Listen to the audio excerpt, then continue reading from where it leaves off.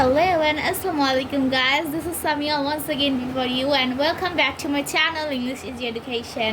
তো guys অনেক দিন পরে আবারও চলে এলাম নতুন একটি গ্রামার টপিকের উপর ভিডিও নিয়ে and before that আমি একটা কথা বলতে চাই আমি extremely sorry cause আমি অনেক দিন তোমাদেরকে ভিডিও দিতে পারিনি because আমি একটু বিজি ছিলাম আমার পড়ালেখা নিয়ে একটু বিজি ছিলাম so that I'm extremely sorry. তো অনেক দিন পরে আবারও চলে এসেছি প্রোনাউন ইনডিফিনিট প্রোনাউন নিয়ে নতুন একটি ভিডিও নিয়ে। তো আজকে আমরা ইনডিফিনিট প্রোনাউনের বিস্তারিত সকল আলোচনা করব। তো চলো আর বেশি কথা না বলে আজকে ভিডিওটি শুরু করা যাক। Let's start.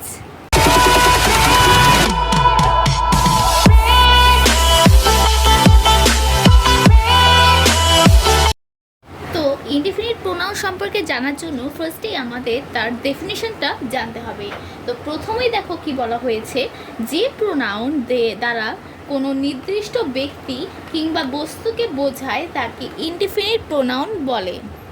আবার বলছি, আমরা তো প্রোনাউন শিখছি, এখন যে প্রোনাউন দ্বারা কোনো অনির্দিষ্ট ব্যক্তি কিংবা বস্তুকে বোঝায় তাকে ইনডিফিনিট প্রোনাউন বলে। ইনডিফিনিট অর্থ কী? ইনডিফিনিট অর্থ হলো গিয়ে অনির্দিষ্ট। এখন এটাই বলা হয়েছে যে প্রোনাউন দ্বারা কোনো অনির্দিষ্ট প্রোনাউনকে মানে অনির্দিষ্ট ব্যক্তি কিংবা বস্তুকে বোঝানো হয়, অর্থাৎ নির্দিষ্ট করে কোনো ব্যক্তিকে বা বস্তুকে বোঝানো হয় না, তাকেই বলা হয় ইনডিফিনিট প্রোনাউন। এখন এক্সাম্পলে দেখি, এক্সাম্পল দেখলে আরও বুঝতে পারবো clearly. One should do one's duty, একজনের তার কর্তব্য পালন করা উচিত। এখন one should do one's duty অর্থ কি? ওয়ান বলতে কি এখানে ওয়ান কিন্তু এটা প্রোনাউন, রাইট? কারণ এটা কোনো ব্যক্তি বা বস্তুর পরিবর্তে ব্যবহৃত হয়েছে, so this is a pronoun. তো এখন দেখো one should do one's duty, একজনের তার কর্তব্য পালন করা উচিত। তো এখানে অন কি কাউকে নির্দিষ্ট করে বোঝানো হয়েছে? আমি কি বলছি যে হ্যাঁ এটা তুই বা এটা সে, এরকম করে নির্দিষ্ট করে কিন্তু এখানে কিছুই বলা হয়নি। সো আমরা বলতে পারি যে এখানে অন বলতে একজন অনির্দিষ্ট ব্যক্তির কথা বলা হয়েছে। সো আমরা প্রোনাউনিক যে ক্লাসিফিকেশন আছে তার মধ্য থেকে আমরা বলতে পারি this is an indefinite pronoun. Okay, আবার দেখো সেকেন্ড নাম্বার এক্সাম্পলে আছে এনিওয়ান ক্যান ডু ইট, যে কেউ এটা করতে পারে, এনিওয়ান ক্যান ডু ইট। তো এখানে যে কেউ, এনিওয়ান বলতে কিন্তু যে কেউ বোঝানো হয়েছে, নির্দিষ্ট করে বা স্পেসিফিকভাবে কিন্তু এখানে কিছুই বলা হয়নি, যে কাউকে বলা হয়েছে যে কেউ এটা করতে পারবে। সো যেহেতু আমরা এটাকে অনির্দিষ্ট করে বলেছি, so this is an indefinite pronoun. আশা করছি বুঝতে পেরে গিয়েছো। তো এখন আমরা জানবো কয়েকটা ইনডিফিনিট প্রোনাউনের ওয়ার্ড, অর্থাৎ কী কী থাকলে আমরা বুঝবো যে সেটা indefinite pronoun. For example on একটা ইনডিফিনিট প্রোনাউন, এনিওয়ান একটা ইনডিফিনিট প্রোনাউন, এরকম আরও অনেক ইনডিফিনিট প্রোনাউন রয়েছে, সেগুলো এখন আমরা জানবো। ওকে, তো আমরা এখন এখানে অনেকগুলো ইনডিফিনিট প্রোনাউনের ওয়ার্ড পেয়ে গিয়েছি। তো তোমরা কি করবে, তোমরা এগুলো তোমাদের খাতায় নোট ডাউন করে রাখতে পারো, অথবা তোমরা স্ক্রিনশট দিয়ে পরে এটাকে মেমোরাইজ করে রাখতে পারো, যার ফলে তোমাদের ইনডিফিনিট প্রোনাউনের মানে শিখতে বা জানতে বা চিনতে কোনো সমস্যা হবে না। সো চলো এক এক করে ওয়ার্ডগুলো পড়ে নেওয়া যাক। তো ফার্স্টে বলা হয়েছে on, anyone, everyone, someone, no on, none, any, anybody, everybody, somebody, anything, something, everything, nothing, all, both, few, little, many, more, most, other, others, another. তো তোমরা এগুলা স্ক্রিনশট দিয়ে রাখতে পারো অথবা নোট ডাউন করে পরে মেমোরাইজ করে নিবে। ওকে, সো চলো এখন আমরা জানবো এই যে ওয়ার্ডগুলো আছে তার মধ্যে কয়েকটি উল্লেখযোগ্য ওয়ার্ডের ব্যবহার কী, অর্থাৎ কোন সময় এই ওয়ার্ডগুলো, কোন সময় কোন সেন্টেন্সের ক্ষেত্রে এই ওয়ার্ডগুলো কখন বসবে, সেগুলো আমরা এখন জেনে নিব। সো চলো জানা যাক। ইউজ অফ প্রোনাউন্সের মধ্যে আমরা প্রথমেই পেয়ে গিয়েছি অন বা অনস। অন কোনো সাবজেক্ট সেন্টেন্সে সাবজেক্ট হিসেবে ব্যবহৃত হয়, অর্থাৎ আমরা যখন কোনো ইনডিফিনিট প্রোনাউন হিসেবে অনকে ইউজ করব সে সময় কিন্তু আমরা সেই অনটিকে সেন্টেন্সের সাবজেক্ট হিসেবে ব্যবহৃত করব। তো আমরা এক্সাম্পলে কি পেয়ে যাচ্ছি দেখো, one should respect one's parents. একজনে তার পিতামাতাকে কি বলে শ্রদ্ধা করা উচিত, রেসপেক্ট করা উচিত। তো এখানে ওয়ান কিন্তু তোমার ইনডিফিনিট প্রোনাউন বলতে হিসেবে ইউজ করা হয়েছে, বিকজ ওয়ান কিন্তু কোনো নির্দিষ্ট ব্যক্তি বা মানুষকে বোঝানো হচ্ছে না। দ্যাটস ওয়াই ওয়ান কিন্তু এখানে ইনডিফিনিট প্রোনাউন বা অনির্দিষ্ট সর্বনাম। ওকে, তো চলো এখন আমরা পরের রুলে চলে যাব। সো লাস্ট গাও। আমরা এখন অন অর অনসের আরেকটি ব্যবহার পেয়ে গিয়েছি।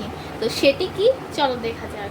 পূর্ববর্তী কোনো নাউনের পুনরাবৃত্তি এড়ানোর জন্য সিঙ্গুলার কাউন্টেবল নাউনের ক্ষেত্রে অন এবং প্লুরাল কাউন্টেবল নাউনের ক্ষেত্রে অনস ব্যবহৃত হয়। কথাটি ভালো মতো বুঝে নেওয়া দরকার। অ্যাটেনশন।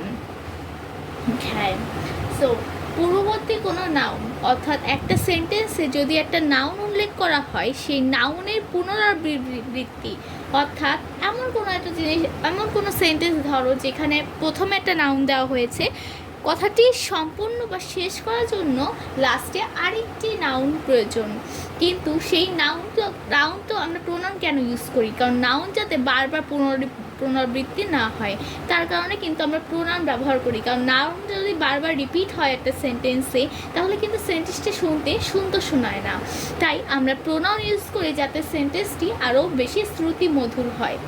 তো এইটাই বলা হয়েছে যে নাউনের পুনরাবৃত্তি এড়ানোর জন্য অর্থাৎ রিপিটেশনটা এড়ানোর জন্য আমাদের সিঙ্গুলার কাউন্টেবল নাউন, আমরা তো কাউন্টেবল আনকাউন্টেবল নাউন শিখে গিয়েছি, কাকে কাউন্টেবল নাউন বলা হয়, কাকে আনকাউন্টেবল নাউন বলা হয়, সেগুলো আমরা কীভাবে চিনব এটা আমরা শিখে গিয়েছি। যারা এখনও আমার ভিডিওটি দেখোনি তারা গিয়ে আমার চ্যানেলে গিয়ে এক্ষুনি ভিডিওটি দেখে নাও, এবং আশা করছি যে তোমরা ওই ভিডিওটি দেখার মাধ্যমে কাউন্টেবল নাউন এবং আনকাউন্টেবল নাউন সম্পর্কে একটা পূর্ণাঙ্গ ধারণা পেয়ে যাবে।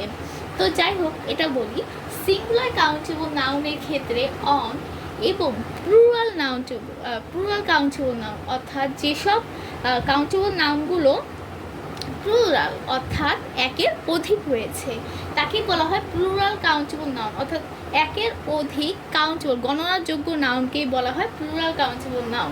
এর ক্ষেত্রে অনস ব্যবহৃত হয়। তাহলে কি জানলাম? সিঙ্গুলার কাউন্টেবল নাউনের ক্ষেত্রে বসবে অন, আর প্লুরাল কাউন্টেবল নাউনের ক্ষেত্রে বসবে অনস। অর্থাৎ প্লুরাল ক্ষেত্রে এস যোগ হবে, সিঙ্গুলার ক্ষেত্রে শুধু এস যোগ হবে না, শুধু অনই থাকবে। আচ্ছা, তো এক্সাম্পলে দেখো, এক্সাম্পলে গেলে আমরা বেশি ক্লিয়ার হয়ে নেব। তো ফার্স্টে দেখো কি বলা হয়েছে, the book is outdated. The book is outdated, give me an updated one. The book is outdated, give me an updated one. বইটা অনেক পুরানো, আমাকে একটা নতুন দিন বা আপডেট, বর্তমানে নতুন একটা বই দিন, এরকম বোঝানো হয়েছে। তো দ্য বুক ইজ আউটডেটেড, এখানে বুক কিন্তু একবার নাউন হিসেবে, নাউন কিন্তু একবার এই সেন্টেন্সে উল্লেখ করা হয়ে গিয়েছে। তো is outdated, give me an updated one. এখানে যদি বলতাম গিভ মি অ্যান আপডেটেড বুক, তাহলে কিন্তু দুইবার বইটা উল্লেখ করা হয়ে যেত, নাউনটা দুইবার উল্লেখ করা হয়ে যেত, যেটা শুনতে খুব একটা ভালো লাগতো না। সো আমরা ইউজ করেছি দেখো বুক। এখানে বুক কিন্তু সিঙ্গুলার কাউন্টেবল নাউন। কীভাবে? বই কিন্তু আমরা গণনা করতে পারি, একটা বই, দুইটা বই, তিনটা বই, এভাবে কিন্তু আমরা গণনা করতে পারি। কিন্তু একটা জিনিস খেয়াল করে দেখো, এখানে সাথে কিন্তু বুকসের এসটা নেই, সো শুধু বুক দেওয়া আছে। তাহলে আমরা বুঝবো যে এটা সিঙ্গুলার, একটা বইয়ের কথা বলা হয়েছে, সো সিঙ্গুলার কাউন্টেবল নাউন। তো এখন দেখো, the book is outdated, give me an updated one. আমরা কি শিখেছি? সিঙ্গুলার কাউন্টেবল নাউনের ক্ষেত্রে অন ব্যবহৃত হয় লাস্টে, তাহলে give me an updated one. আচ্ছা, তো নিচেতে যদি দেখি 2 নম্বরটা, সেটা হলো দিস ম্যাঙ্গোস আর শাওয়ার। আমগুলো খুবই টক। Give me the sweet mangoes, আমাকে মিষ্টিগুলো দাও। তাহলে দিস ম্যাঙ্গোস, ম্যাঙ্গো কি? আম কি আমরা গণনা করতে পারি? ইয়েস, আমরা একটি আম, দুইটি আম, তিনটি আম বলে আম গণনা করতে পারি। So this is a countable noun. But আমরা এখানে খেয়াল করে দেখো, ম্যাঙ্গোস বলা হচ্ছে, লাস্টে ইএস যুক্ত হয়েছে। সো যেহেতু ইএস যুক্ত হয়েছে, অর্থাৎ এটি প্লুরাল নাউন হয়ে গিয়েছিল, সিঙ্গুলার নাউন আর নেই। সো তাহলে আমরা বলতে পারবো প্লুরাল কাউন্টেবল নাউন হলো দিস ম্যাঙ্গোস।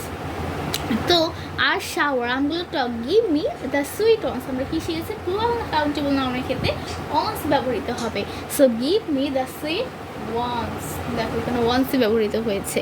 আশা করছি এই রুলটা তোমরা বুঝতে পেরে গিয়েছে। তো চলো এখন আমরা পরবর্তী রুলে যাবো। সো লাস্ট গিয়েছিল নেক্সট রুল। তো এখানে এবার আমরা দেখব অন অফের ব্যবহার। তো অন অফ এটাও বাকি কিন্তু প্রায় দেখবে ব্যবহার করা হয়েছে। তো অন অফের পরে প্লুরাল নাউন বসবে। নাউনটা অন অফ, একটা বাকি যখন অন অফ থাকবে তারপরে নাউনটা বসবে প্লুরাল, নাউনটা প্লুরাল বসবে। কিন্তু আমরা কি জানি প্লুরাল নাউন থাকলে তার ভার্বও কিন্তু প্লুরাল হয়, কিন্তু এই ক্ষেত্রে এই অন অফের ক্ষেত্রে প্লুরাল নাউন হবে কিন্তু ভার্ব হবে সিঙ্গুলার। হ্যাঁ, এটা খুবই একটা মজার বিষয়। শুধুমাত্র অন অফের ক্ষেত্রে একটা জিনিস মনে রাখবা, শুধুমাত্র অন অফের ক্ষেত্রেই কিন্তু এই জিনিসটা ঘটবে, বাকি সব কিন্তু আগের রুলই যা বলেছ সেটাই। অন অফের পরে, শুধুমাত্র অন অফের পরে প্লুরাল নাউন বসবে বাট ভার্ব হবে singular. Okay, for example on of the girls sing well, এখানে দেখো গার্লস বলা হয়েছে, অ্যাজ যোগ করা হয়েছে, কিন্তু অর্থাৎ প্লুরাল নাউন, এটা নাউনটা কিন্তু প্লুরাল, কিন্তু এই বাক্যের সামনে অন অফ দ্য থাকার কারণে এখানে ভার্বটা কিন্তু তোমার কি বলে, ভার্বটা কিন্তু তোমার সিঙ্গুলার হয়েছে। সরি, এই জায়গাটা অ্যাজ হবে। ওকে, এই জায়গাটা অ্যাজ হবে। কিভাবে হবে একটা জিনিস খেয়াল করো যে one of the girls sings well, একটা একটা মানে মেয়েগুলোর মধ্যে একজন খুবই ভালো গান গায়, কিন্তু এখানে দেখো গার্লস বলা আছে অর্থাৎ প্লুরাল নাউন দেওয়া আছে, কিন্তু আমরা ভার্ব অর্থাৎ সিং কে কিন্তু সাথে অ্যাজ যোগ করেছি। কেন? কারণ অন অফ দ্য বাক্যে অন অফ দ্য থাকলে প্লুরাল নাউন হবে কিন্তু ভার্ব হবে সিঙ্গুলার, আর আমরা জানি সিঙ্গুলার থার্ড পারসন সিঙ্গুলারের সাথে হলো গিয়ে ভার্বের সাথে অ্যাজ বাই ইয়েস যুক্ত হয়। সো আমরা ভার্বটা সিঙ্গুলারের রুল হিসেবে করলাম আর প্লুরালটা থাকবে, এটা একটা রুল। অন অফ দ্য থাকলে এই অবস্থাটা হবে। সেকেন্ডলি দেখো one of the boys has lost his books. Okay, তো এখানে দেখো বয়েজ বলা হয়েছে, অ্যাজ যুক্ত করা হয়েছে অর্থাৎ প্লুরাল নাউন দেওয়া হয়েছে, কিন্তু আমরা যখন ভার্ব ইউজ করেছি তখন দেখো হ্যাজ লস্ট, হ্যাজ কিন্তু থার্ড পারসন সিঙ্গুলার নাউনের সাথে বসে। আবার দেখো হিজ বুকস, হিজ কিন্তু সিঙ্গুলার পার্সনের ক্ষেত্রে হিজ বসে। সো আমরা বুঝতে পারলাম যে এই রুলটা বলা হয়েছে বাক্যে অন অফ দ্য থাকলে প্লুরাল নাউন বসবে কিন্তু ভার্ব হবে সিঙ্গুলার। ওকে, তো আই হোপ বুঝে গিয়েছে।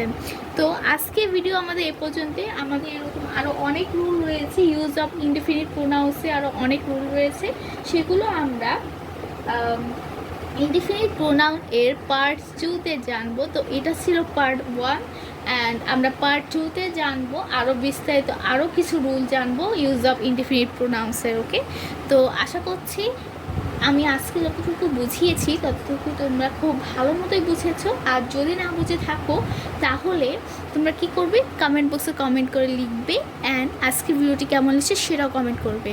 আর তাছাড়া তোমাদের জন্য আমি একটা কাজ দিতে চাই। কাজটি কি? কাজটি হলো তোমরা প্রত্যেকে কমেন্ট বক্সে গিয়ে এক একটা করে কি বলে, আমি যেই ইনডেফিনিট প্রোনাউন্সের ওয়ার্ডসগুলো দিয়েছি সেখান থেকে কয়েকটা উল্লেখযোগ্য ওয়ার্ডস দিয়ে তোমরা একটা সেন্টেন্স বানিয়ে আমাকে কমেন্ট বক্সে কমেন্ট করার চেষ্টা করবে না, এটা তোমাদেরকে আমি টাস্ক দিলাম। টাস্ক কি? প্রত্যেকটাই আমি কয়েকটা তোমাদের ইনফিনিট প্রোনাউন লিখে দিয়েছি না, ইনফিনিট প্রোনাউন্সের ওয়ার্ডগুলো যেমন one, any, one, other, none, anything, এগুলো এভরিথিং, অনেক কিছু অনেক ওয়ার্ড আমি লিখে দিয়েছি। সেই প্রত্যেকটি ওয়ার্ডগুলো দ্বারা তোমরা, প্রত্যেকটি না কয়েকটি ওয়ার্ডগুলোর দ্বারা তোমরা কি করবে, সেন্টেন্স বানিয়ে সেটা আমাকে কমেন্ট বক্সে কমেন্ট করবে। আমি সবারটা চেক করব, দেন তোমাদেরকে রিপ্লাই দেওয়ার চেষ্টা করবো ইনশাআল্লাহ। তো আজকে মতো এই পর্যন্তই। আর তোমাদেরকে বলে রাখি যে আমার একটা ফেসবুক পেজ রয়েছে ইংলিশ ইজি এডুকেশন নিয়ে, আমি ডেসক্রিপশন বক্সে তার লিঙ্কটি দিয়ে দিব। তোমরা সেটি কী করবে, সেটিকে গিয়ে ফলো করে রাখবে যাতে আমি ওখানেও এসব ভিডিওগুলো আপলোড করে থাকি। ওকে, তো আজকের মতো এই পর্যন্তই। সবাই ভালো থেকো অ্যান্ড আমার ইনডেফিনিট প্রোনাউন্সের পার্ট 3 এর জন্য ওয়েট করো। আজকের মতো এই পর্যন্তই। আল্লাহ হাফেজ, আসসালামু আলাইকুম।